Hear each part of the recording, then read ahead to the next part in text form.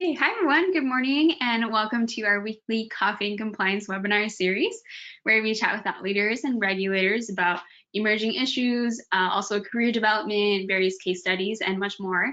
Today, we are very excited to feature Aissata, an environmental manager at Georgia Pacific, to talk about her career perspective with us. Yes, and as usual, we'll leave 5 minutes at the end of the webinar to answer any of your questions. If you have any questions, just add them to the questions option in your control panel, and we'll try to get to them before the end of the webinar. Yes, and with that, just want to introduce ourselves. My name is Jillian. I'm the Compliance Solutions Manager here at Mapistry. And my name's Celine. I'm the Customer Success Manager, and both Jillian and I work on the customer experience team here at Mapistry. And for those of you who are new to Mapistry, welcome. We're an environmental compliance platform on the software side. We focus on providing transparency, creating collaboration, ensuring efficiency, and also creating accountability for your compliance obligations. Yes, we are a data-driven platform that helps companies monitor, analyze, and track all their environmental compliance needs in one system. And with that, we just want to go ahead and welcome Aissata. Welcome, good morning. Good morning, thank you for having me. Yes, it's a pleasure to have you on, and we wanted to jump right into our questions. So just for the audience, can you give us a little background about yourself and your career perspective and your career path, I guess, sorry, in EHS? Yeah, sure. So I am originally from West Africa and came to the US to study environmental engineering. So I did a bachelor's and a master's degree in environmental engineering at the University of Oklahoma. Mm-hmm. And a lot of it was driven by just issues that I've seen in my own home country as far as like water shortages or anything with sustainability that wasn't really working out there. And growing up, we basically with my parents, we talked about those things, and I was like, oh, okay, maybe that could be a good thing to look at for future solutions for my country. Wow. Yeah, so I went to OU and they had like a pretty good program on environmental. They had a water center that was focused on developing countries and what they could do that would be either cost efficient or that would be also point source, having people basically treat their water at their household level. So I thought that was really cool and then started getting into it. Yeah. Yeah, that's very cool. Yeah, and did you conduct any, different types of research that had to do with water quality or anything like that in your school and your education? I did. So I joined Engineers Without Borders when I was at the school, and we had a project that was passive water treatment through basically a stream of water that was going through a mining plant. And because of the mining activities, the water acidity was a whole lot higher than it should have been. And we had a project to build a limestone channel, and the water would go through and bring back up the pH to something that was close to neutral, where people could actually use that water for agricultural purposes or other things, not yet for drinking. That would have needed more treatment, but to some extent we use that water for other things. And so part of it was actually also going to Bolivia and implementing it with the community there, which was really cool. Altitude sickness is real, but the whole trip was still really cool. Yeah. Yeah, wow, that's amazing. That sounds so cool. And how did you begin to shift your career, with that experience in your undergrad and master's, and then going into what you do today? So part of it was like with that project, Engineers Without Borders, just seeing how industries can impact sometimes the resources, and then how you can then help with reducing the impact was a very eye-opening moment for me as far as what else can you do to help just in general with pollution reduction or waste reduction, anything that could help with preserving the environment or at least reducing the impact as much as possible. So that's why when I finished my schooling, I was like, okay, let's see what is out there as far as opportunities to do more of that. And EHS was one outlet that I looked into, and I was like, okay, this is actually interesting and works well with what I've already done and things that I've experienced through college. That's awesome. Nice. And then from college, you went straight to GP, correct? I did. I did a little bit of research with the water center at the university, and they basically were working on water resources and figuring out how in the future with the population growing, they would be able to get enough water for everybody in the city of Norman. And there was a lot of data collection and like the data manipulation as far as, okay, today this is how much people are using in terms of water demand. In the future, you're gonna have this much, just much more. And how do you source that? Like, do you have to treat more water? Do you like recycle water? And that was one of the aspect of the project, was to basically see how the wastewater could be recycled back into either potable water or gray water, so that they could use it for like the golf course or other usage, rather than using drinking water for those ones. Yeah. So that was a little bit of what I worked on right before starting with JPE. Nice. That's awesome. That's a nice like career path so far. Like you have a lot of breadth of knowledge, and it's cool that you got to go to other places too and help share your knowledge with other communities and participate in it.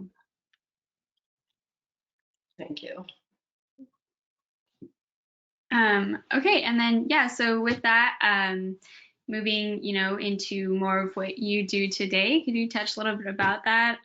What you do at Georgia Pacific, and how, your background has shifted into your career today. Okay, so at first I did a lot of like work, almost like the environmental specialist, where you do more technical work with taking samples or looking at data collection and like anything with your usual air emissions inventory or SPCC inspection, stormwater, those kind of things. And that was actually very good, because I did learn a lot also there. As much as those sound like very basic, they're very much like eye-opening also. You learn that little things in your inspection can mean a whole lot more down the road, so you just want to be very diligent with those. And follow-up is also another one that you learn from that, just to make sure that if you note something, it actually gets corrected and it's not just like sitting there. And then slowly moved into a role of more managing programs, where now you have the background, the technical background, so you understand long-term what's something that could actually work, so you don't have to like have repeat failures, or long-term what could be more efficient, and also just helping with the culture at the facility and understanding these are the regulations, this is ever changing, so I'll bring some more information every 6 months, if it's every 6 months that it's needed, or every 3 months, just depending on what's going on with the rules and regulation of your area. It helps to basically just have that future path drawn out, rather than just like reacting with things that are coming.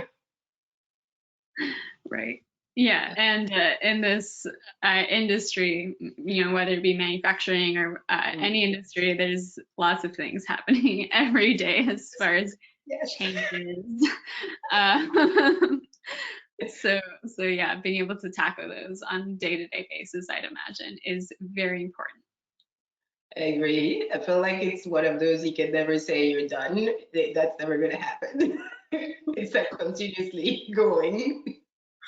There's always something more.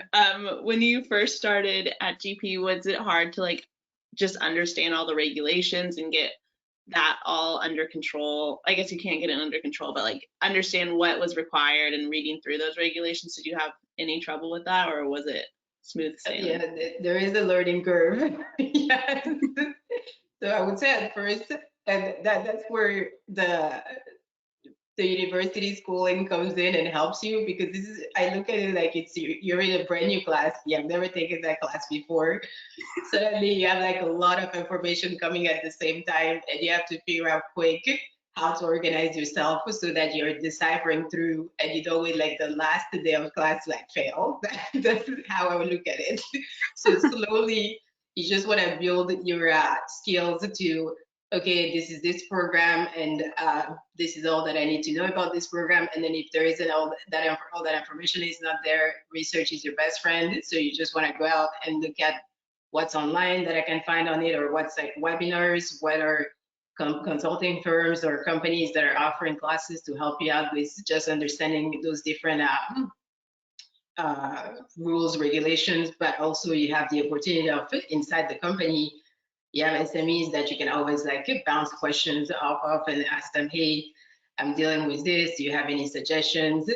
But it's different sources, and you just have to figure out which source do you want to tap into to help you with understanding the rules and regulations for the different programs. And I would say at a minimum, it'll probably be a year just to wrap your head around everything. Yeah. And then over the years, you slowly like build more and more knowledge that helps you. Yeah, that's so true. And I think even from my experience here, there's still things I'm learning, or I'll be like, Jillian, what is this? Like, help me. So definitely relying on like the people around you makes a lot of sense. And as regulations change, are you constantly still trying to stay on top of it? Is that something you're always keeping an eye on? Yeah, and I think a lot of that nowadays is signing up for the newspaper, the news letter from the state that you work in, or the federal one also, as well as a good source. Because as they come out with new rules and regulations, they usually will send you an email to say, hey, this has been changed, or this has been approved, this is pending, if you have some comments. So signing up for those is always like a fresh start. But also, if you have any organizations like Air Waste Management Association, they also will have some seminars or some classes where they go through what's new and what exactly does that mean, and if it's applicable to your facility. So those help with not just trying to go online and start Googling things, because let's be honest, today there is a lot of Google and you don't know if it's a reliable source. Yes. So you want to pick and choose your sources that are actually reliable and go from there. Right, especially when you're working on not only trying to understand them for yourself, but you need to implement them with your, various colleagues, but also, just your company. And that's a whole nother aspect, is just, these permits, these various regulations are like, I would say, taking a year just to read through them all, and then maybe another year to like actually like figure out how to apply them. To apply them, I agree. Yep.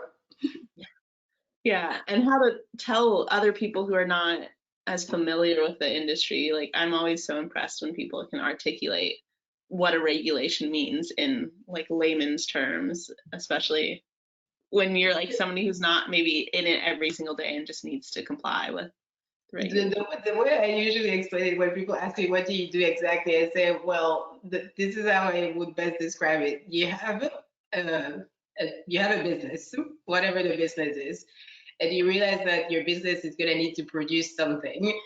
And before you can produce anything, build anything even, you're going to need to get a permit from the city, from the state. You need to get a permit from somewhere. You need to ask basically around.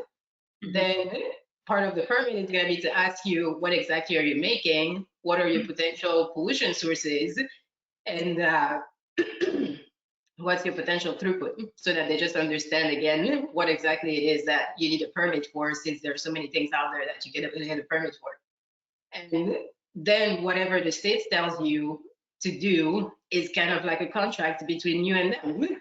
So the contract will say things like, hey, you have X amount of tons per year that you can produce. Now, if you don't do that and you go over, then you have breached the contract. And once you breach the contract, you probably are looking at some sort of retaliation from the state, whether it's like a warning or whether it's a fine, just depends on what it is. But it's basically a breach of your contract. And not only it's a breach of your contract, you're also looking at if you have neighbors, things that you could have generated that you were not supposed to. You're also creating other issues down the road for yourself, rather than sticking to the contract. And but then the other question that comes up is, but what happens if the contract that you had originally is not working out and you need something else? I said, that's totally fine, but you need to go back to your original contract and figure out how to renegotiate your contract and then come back. You can just like change things like halfway and say, oh, it's fine, we'll just figure it out later. No, you're not gonna get another contract. Yeah. That's the best way I would say I explain to people like the regulations as far as you have something written and you signed on it that you said you were going to do these things. You probably will need to do these things because there is a higher authority that can, again, either fine you, give you a warning, depending on the situation. If there is no communication and you haven't talked to them the entire time that you were doing these things, it's probably worse. That's another thing I would say is, excuse me, always keep the communication lines open because these regulators are also people and they probably want to know what's going on and see how they can help you. They're not just like there to be like, oh, gotcha, or things like that.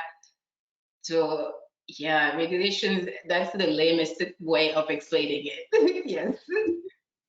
Yeah, I think that's great.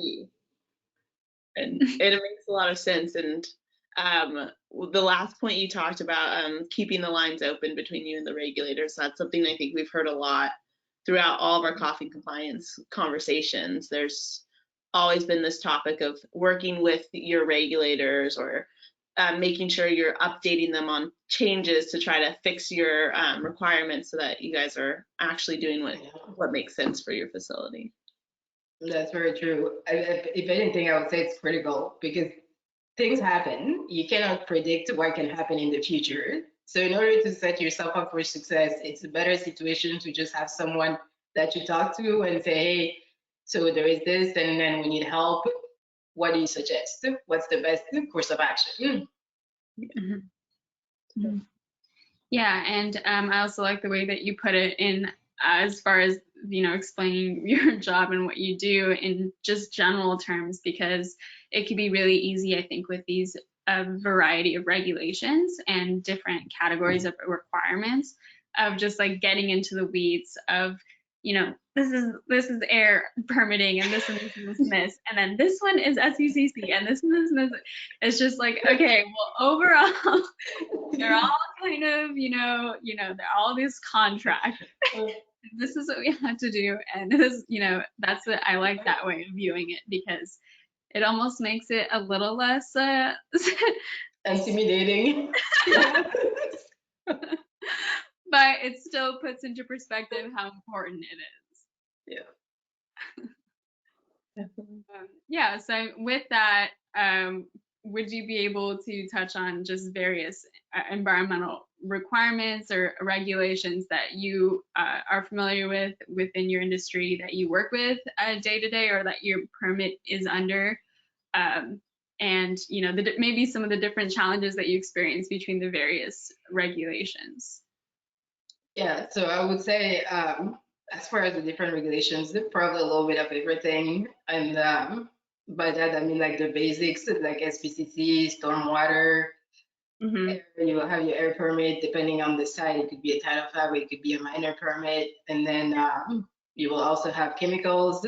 Again, same thing, depending on what you're bringing on. You could be subject to some SERA, TRI chemicals that you have to review for the site. And then what are the regulations? FIFRA, depending also on what you have going on your site. One thing that I would say though that all of this have in common is having good records, because most of those require you to submit something annually. Same thing goes for the waste. And the longer you wait to compile the data, the harder it's gonna be because you're then gonna run against the deadline. So my best suggestion is to compile things as you go through the year throughout the year, instead of like waiting last minute to put everything together, because that's when you're probably gonna hate life. Yeah, and be like, why?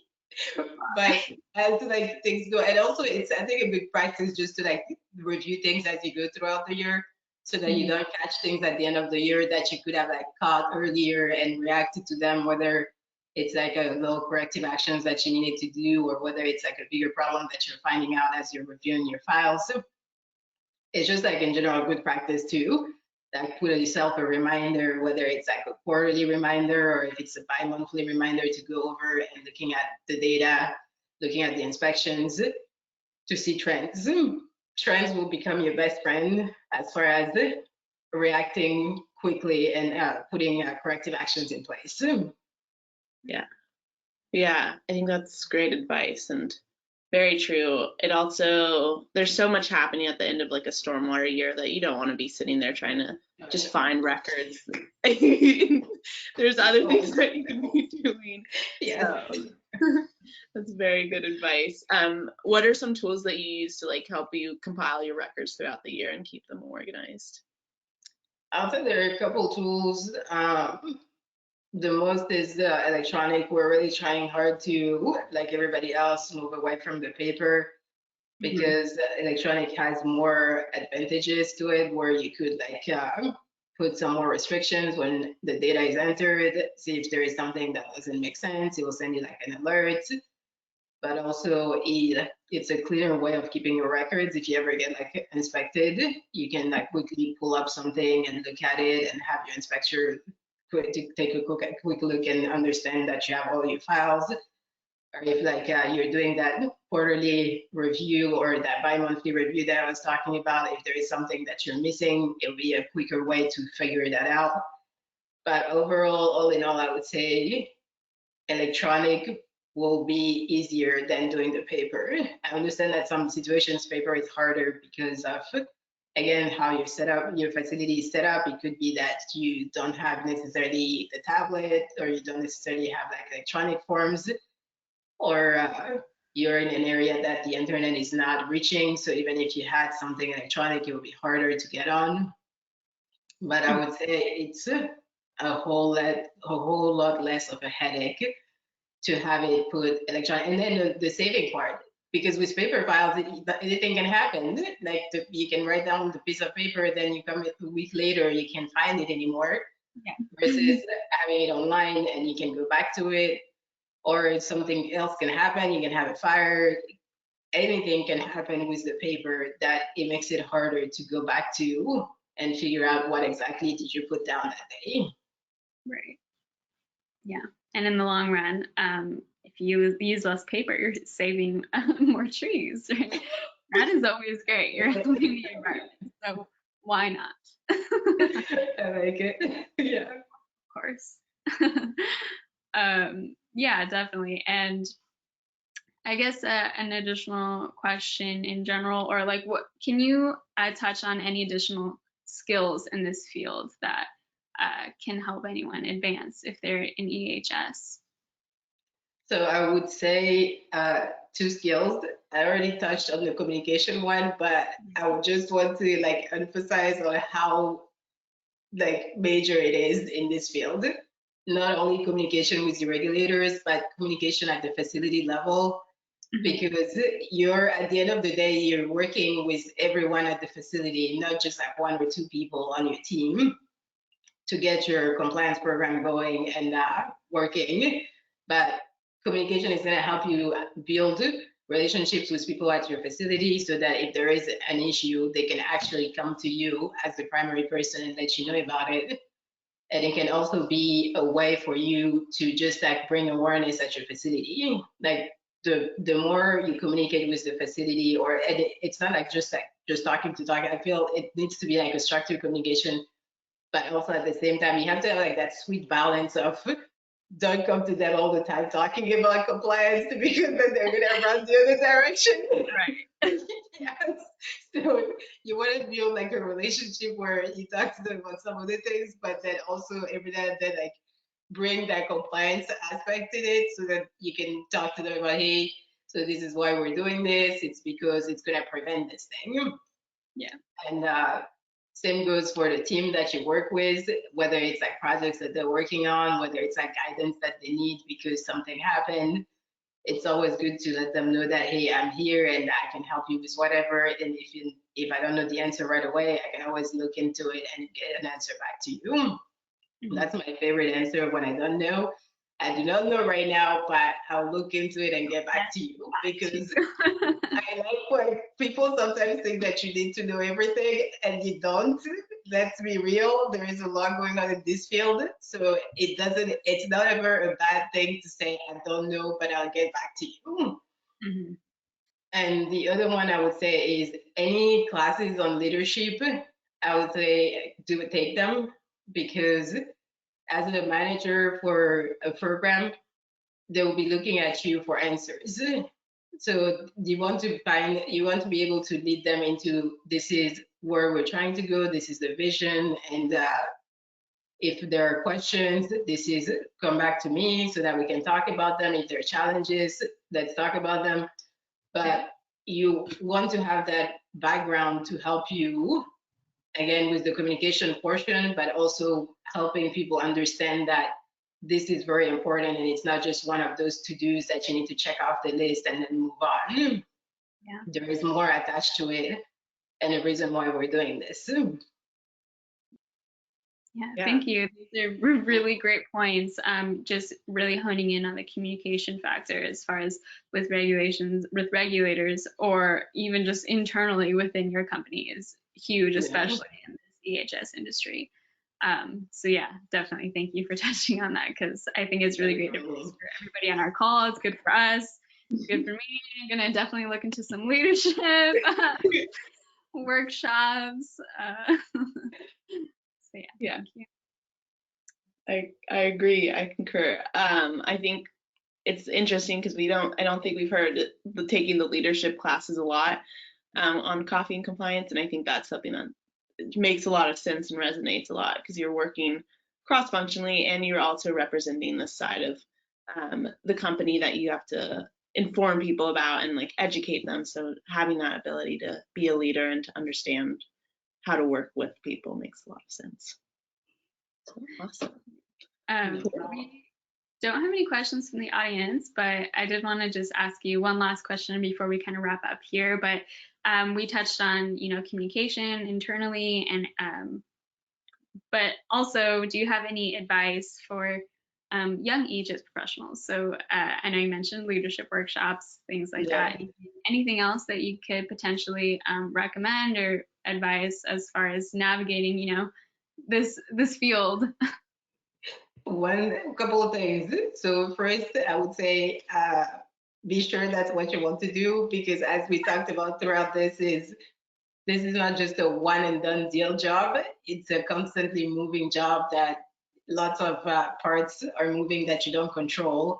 So if you're not comfortable with change, I would say it's probably not a good idea to stay in that field.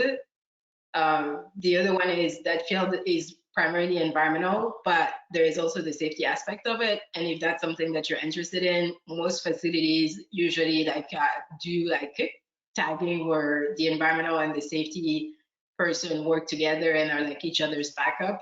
So you always will have the opportunity of also learning on the safety side. If you want to get more into that, you can always. And even if it's not the case, I would say just reach out to whoever your safety person is and tell them, hey, I'm interested in helping and being your backup, and I just want to learn more about safety. That's always like, trust me, they will love you, because they're always looking for more people in their field. And then the last thing is, if you're out there looking for jobs, I would say spend some time on the company website to understand what companies are doing and if it's something that aligns with what you want to do. Because there are a lot of companies that they have various things, but again, it's kind of like navigating through some tough subject where you might not know all the parts of it. But today it's available. Things are becoming more and more public. So do your research on the company to see if long term it's a company that you want to work with, or if it's more of something that you're like, no, maybe I want to do something else. Whether it's, again, their program, their EHS program, or just the career path that they have, where you could go after you have been at a facility for a certain time, or like if you have been in one of the roles like a specialist and you want to move into a manager role, is that a possibility? And LinkedIn is also a good tool to reach out to people that work in companies and just ask them questions and say, hey, I'm interested in joining this company, and I see that you work for this company. Would you have time to chat with me? People do that all the time, believe it or not. It might sound a little crazy, but people do that all the time, and they will respond. Yes, people will respond to you. So don't be worried about doing it. Go for it so that you have an insight into, is this something I want to do or not? Yeah. Yeah. Oh, well, yeah, thank you so much. That insight that you're providing for us and have provided for us this morning is really helpful. So thank you. It's been so good to be able to ask you all these questions and see what you have to say. So we really appreciate you being here this morning with us. You're very welcome. Yeah. Just to echo what Jillian said, this was amazing. I think we learned a lot from you, and I'm excited to hopefully implement some of the information you've given us into my daily job, and I think Jillian is too. But with that, we just want to plug our next Coffee and Compliance webinar series. We'll be shifting to more of a bi-weekly schedule. So our next speaker will be Maria, and she'll be talking about her career perspective on May 18th. So please join us then. And yeah, thank you again. This was amazing. And thank you for having me. Of course. Have a great rest of your Tuesday, and we'll definitely hopefully talk to you sometime soon. Thank you, you too. All right. Bye-bye. Bye.